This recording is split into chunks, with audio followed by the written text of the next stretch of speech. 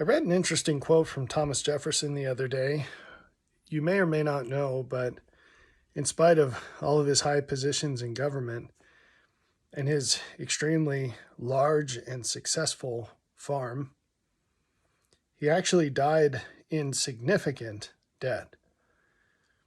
And in this letter, which was composed toward the end of his life, he wrote in his typical poetic style about the fact that he thought he just wasn't cut out to be a farmer, and that even if he had had the time to spend on his plantation instead of the extensive time he spent in government service, that he didn't think that he would have been able to make it profitable, and that he was sort of destined to end up in the debt that he did.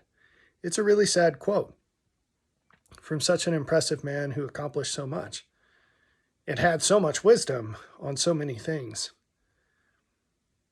What's interesting about this is that his perspective was factually inaccurate. His debt was comprised of two primary sources. One was that he had co-signed for an enormous loan for someone else, and they had defaulted. It seems like it'd be pretty obvious to notice that. And we could delve into why people do things like that. There are proverbs that talk about this, how it's unwise to co-sign for other people.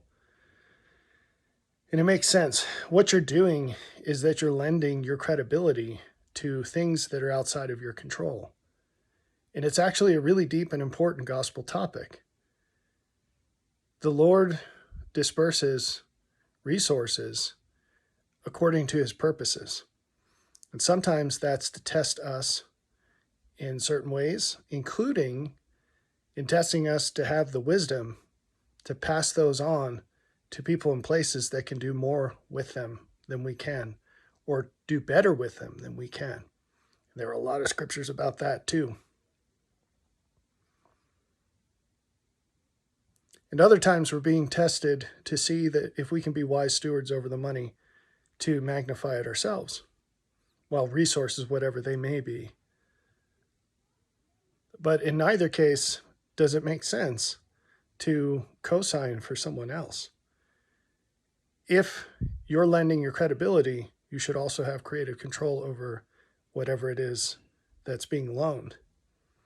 And if the direction of the asset doesn't come with the lending of your credibility, then that's probably not something you should do.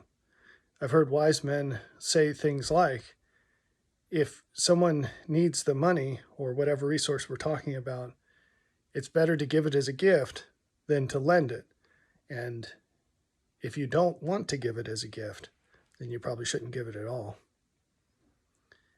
That aside, the other principal source of his debts was his insistence, while he was president and thereafter, to accommodate all visitors and to feed and house them with his own personal money.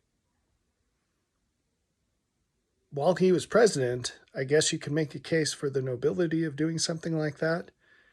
He was very, very serious about limiting the government debt and not wasting tax dollars. And he had many tremendous successes with this. And that is all wonderful. But it makes him seem like quite the idealist in a specific kind of way. Now, I want to tell you a story. I knew a guy once who prided himself on being frugal. The only problem was, what he was concerned about was actually the image of frugality, not frugality in practice. As an example of this, he always wore, I'd say, grungy clothes. It wasn't just that he was dressed in a sloppy way. It was in public, at work. It was that he kind of went out of his way to get those secondhand nasty clothes. They were always really old. In other words, he was making a scene, and he constantly dressed in a way to draw attention to himself so that he could be seen as a frugal person. And the ironic thing was, he spent good money to look that way. And it got worse. It got worse because the guy ended up buying, first, he'd waste all kinds of money by not having a car. And then when it finally got to the point where he had to get a car, he bought a ridiculously overpriced old used truck that was all rusted out. You could hear this thing coming from a mile away because it had so many bearings and everything else that were out. And it cost him a fortune to drive that thing. One, because it got like -6 miles per gallon. And two, because it was in the shop like every other week. And at one point, I took him aside. I said, look, man, have you ever done a spreadsheet of your cost per mile? Because you're spending like 10 times per mile what I am with this Chevy Cruze diesel that I bought brand new. Why are you doing this? And I knew what the answer was, but I just wanted to put him on the spot to see if he'd be honest, and he wasn't. So, how might Thomas Jefferson have been similar to this guy? Well, there comes a point where the ideal becomes an idol. And it's interesting because those words are spelled similarly. But an ideal converts over to an idol when it doesn't serve the purported purpose anymore. And you notice it, you can see.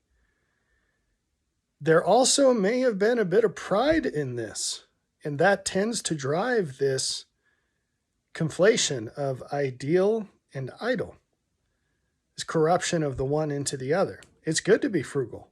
It's not good to spend extra money over and above what normal life costs to perpetuate a false image of being frugal. And I think Thomas Jefferson's situation was slightly different from that, but it's a good story to bring it into a modern context. If you can afford to do it, it's noble as the President of the United States to host visitors, state visitors, on your own dime. That's like Trump not taking a paycheck. He can afford to do that, and it's his choice. But it's ridiculous to go into massive quantities of debt doing that, and to keep doing that well into the advanced years of life, because essentially what happened was everybody and their brother came to visit Thomas Jefferson for the rest of his life. And he would house these visitors and feed these visitors. And he had to pay for all of that. And he should have just said, no, sorry, you can't come. Go stay in Charlottesville or whatever. There's a hotel down the road. But he thought that it was a requirement of character to bring those people in. And this is one of those things where, and it happens a lot with empathy, where people purport to be a certain way, but if you dig under the covers, they're actually doing something very different and way less noble. Because guess what happened to all of his debts when he died? They passed down to family members who had to pay them out of their own pocket. And here's the thing about making decisions about what you want to do and what is right. You don't have a right to impose that on other people, especially people who have nothing to do with the choice. That's not okay. And so he made a huge mistake in this. And, by and large, he was an impeccable person.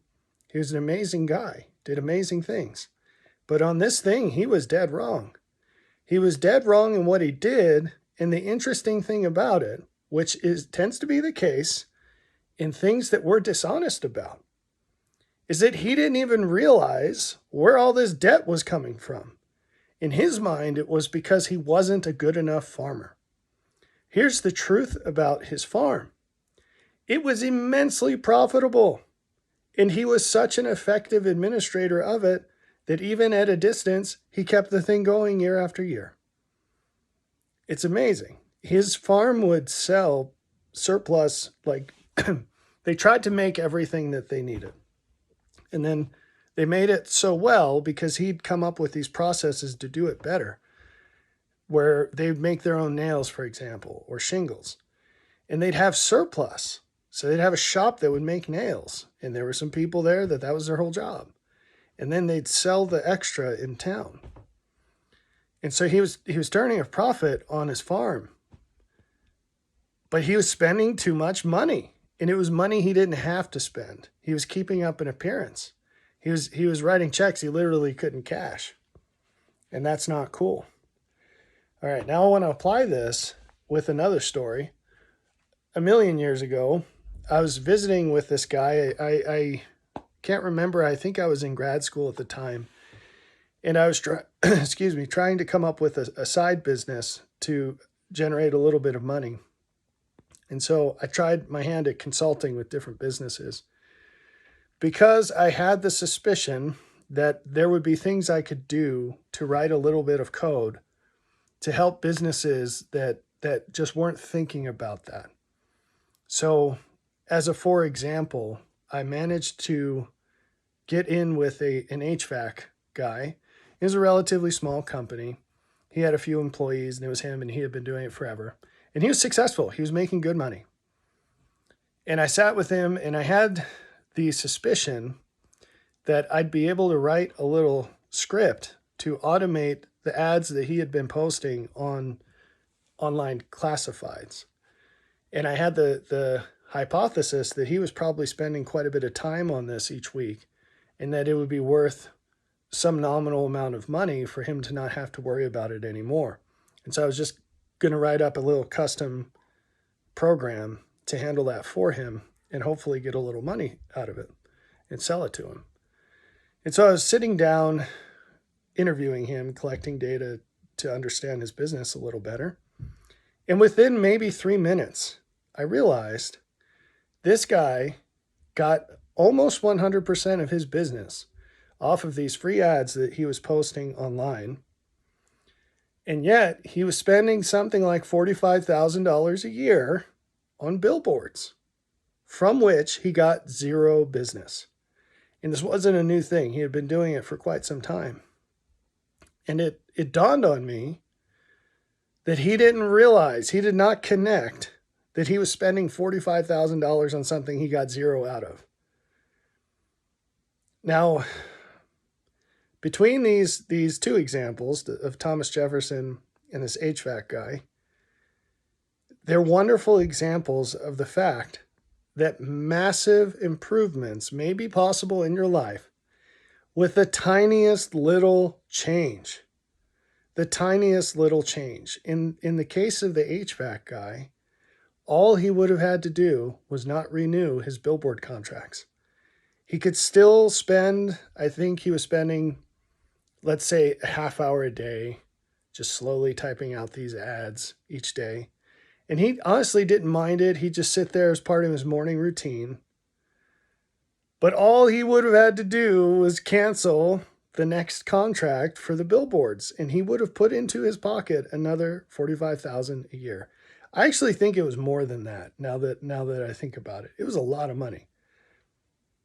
Now, what about Thomas Jefferson? Slightly more difficult adjustment, but he should have had a friend who sat down and said, "Look, TJ, I understand that it's really important to you to entertain everybody that comes to your estate, but you can't afford this, and you need to let it go." Now, that's a slight hit on self-image because he'd have to admit that he's not the richest guy in the world. And in spite of having this massive plantation, it was huge. I think it was 10,000 acres, if I recall.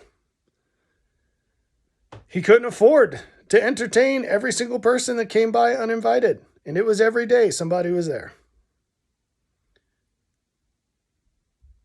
He really struggled the last few years of his life. This weighed very heavily on him. And it's not a problem he solved before he died. Like I said, the debt's passed down to his descendants. It's really something. And this is why it's very important to have people in your life that can put a second set of eyes onto the problems you face. This is why it's very important for everyone to find a mentor or a set of mentors or have mentors on specific topics at least. To make contacts with people to say, "Hey, HVAC buddy, fellow HVAC guy, do you do billboards? No, I don't do billboards. I don't get any business out of them. I used to do them. It cost me tens of thousands of dollars a year. And I stopped. Oh, I hadn't thought about that. The guy didn't even have to do research. I asked him straight up, do you know where all your customers come from? Yeah, they come from these ads. You don't get any of them from the billboards? No. And he hadn't connected it. And it really is like that.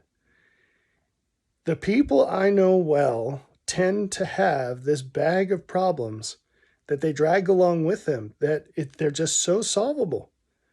And the solutions are right there. They just don't want to plug the thing into the outlet, to turn on the light. So I invite you to think about this and to have conversations with people you trust to help you see these things that are life-changing and just have a really low cost.